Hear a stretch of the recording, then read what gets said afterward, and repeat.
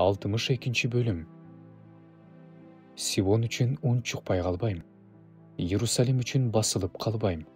Анын чындыгы жарык сыяктуу чыкмайынча, анын куткарылуусу күйүп турган чарактан сыяктуу болмоюнча, ун чукпай калбайм.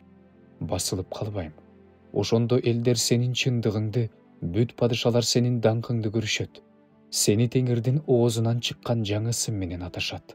Сен Теңирдин колунда даңктын таажысы болосуң. Кудайыңдын алаканында падышанын таажысы болосуң. Мындан ары сени Кудай таштап кеткен эл деп аташпайт. Сенин жериңди чөл деп аташпайт. Сени ал Теңирдин ырайымына ээ болгон эл деп, жериңди болсо күйөөсү бар деп аташат. Анткени Теңир сага ырайым кылат. Жериң никелешип кошулат. Жигит кыз менен никелешкендей, уулдарың сени менен никелешет. Күйөө колуктусуна кубангандай, Кудайың сага кубанат. Иерусалим, мен сенин дубалдарыңа күнү түнү үнү басылбаган сакчыларды койдум. О силер, Теңир жөнүндө эске салып тургандар, үнүңөр басылбасын.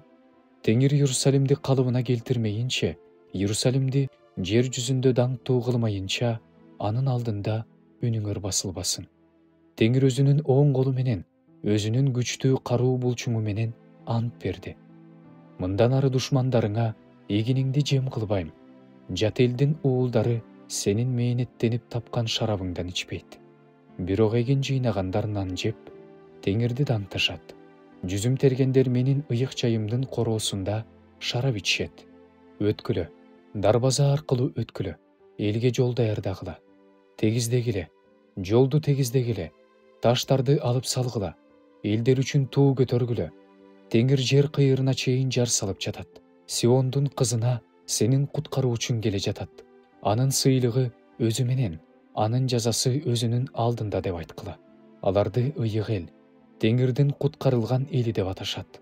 Сени болсо табылган, ташталбаган шаар деп аташат.